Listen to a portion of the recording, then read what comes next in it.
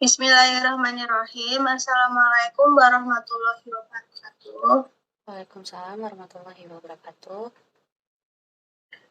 Saya Alifsa Permata Hati Bunda dengan NIM 243 dan teman saya Jelita Pujastuti dengan NIM 258 akan membawakan topik pemikiran politik dalam Islam Jamaluddin Al-Afghani secara kontemporer. Yang pertama, ada biografi. Nama lengkapnya adalah Jamaluddin Al-Afghani As-Sayyid Muhammad bin Safdar Al-Husaini. Ia lebih dikenal dengan Jamaluddin Al-Afghani. Al-Afghani dikenal dengan seorang banyak melakukan pengembaraan. Dari Teheran ia pindah ke Najd di Irak, pusat studi keagamaan Syiah. Ketika dia berusia 20 tahun, telah menjadi pembantu Pangeran Pres Muhammad Khan di Afghanistan. Di tahun 1864, ia menjadi penasihat Sher Ali Khan. Beberapa tahun kemudian diangkat oleh Muhammad Hasan Khan menjadi Perdana Menteri Afghanistan. Pada masa itu, Inggris mencampuri hal-hal politik dalam negeri Afghanistan dan dalam pergolakan yang terjadi, ia memilih pihak yang melawan golongan Inggris. Pihak pertama kalah dan Al-Afghani merasa lebih aman meninggalkan tanah tempat kelahirannya dan pergi ke India di tahun 1864. Yang kedua ada karya-karya.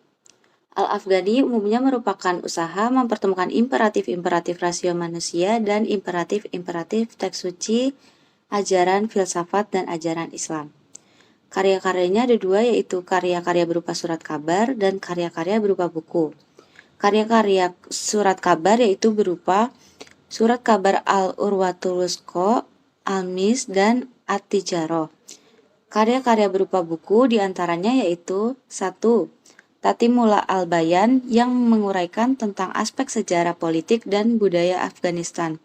Yang kedua ada Aradu ala Ad-Dahriyyin, yaitu menangkal kaum-kaum pemuja massa, materialistik, membongkar teori evolisme atau Darwinisme. Yang ketiga ada Hakikat Madhabi Naisarifa Bayani Hali Naisariyah, yaitu tentang teologi yang menolak paham materialisme dan naturalisme. Yang keempat ada Risalat Al-Waridat Fisir At-Tajaliyat, yaitu buku yang didiktekan kepada muridnya Muhammad Abduh. Yang terakhir yaitu yang kelima, Tahtirat Jamaluddin Al-Afghani Al-Husain, yaitu berupa kompilasi atau beberapa kuliah di forum diskusi dengan Jamaluddin.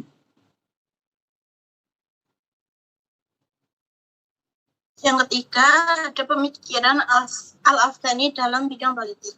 Bagi Al-Afghani, sangat tidak percaya dengan pemerintahan di bawah kekuasaan asing. Berdasarkan pandangan inilah, maka dapat disimpulkan bahwa Al-Afghani sebenarnya menganut paham modernisasi dan fundamentalisme. Di antara ciri fundamentalisme yang dapat ditemukan adalah yang pertama, penafsirannya selalu cenderung represif sehingga segala bentuk yang dicapai berkekuatan absolut. Yang kedua, dalam mewujudkan tatanan bernegara, pandangannya selalu cenderung teokrasi sehingga dibutuhkan penyatuan antara agama dan negara. Yang ketiga, paham fundamentalisme sangat menolak sistem kapitalisme barat sehingga kedaulatan berada di tangan rakyat. Yang keempat, paham fundamentalisme sangat sejalan dengan gagasan pan-Islamisme, bahkan untuk mewujudkan negara yang berkeadilan, maka sangat dibutuhkan persatuan di kalangan umat Islam. Yang keempat ada dampak pemikiran tokoh dan masa sekarang. Pemikiran para tokoh tentunya ada yang menerapkan di kehidupan selanjutnya, dan pasti berdampak bagi banyak orang dan penerus-penerus berikutnya. Beberapa dampaknya adalah 1. Berpolitik lebih adil. Keadilan bagi semua yang menjalankan baik dalam kepemimpinan rakyat dan semua kalangan. Yang kedua, semua kesimpangan yang dilakukan akan ada balasannya. Pelanggaran yang dilakukan dan diketahui oleh pihak lain pasti ada hukumannya. Ibarat bertaubat pasti ada ujiannya. Yang ketiga, ada kedaulatan berada di tangan rakyat.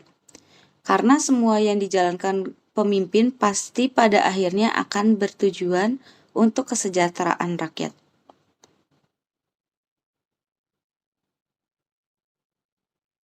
Cukup sekian pembahasan topik tentang pemikiran tokoh Al-Afghani. Dari saya, Alipsa Permata Hatibunda, dan teman saya, Jelita Pujastuti. Semoga bermanfaat. Assalamualaikum warahmatullahi wabarakatuh.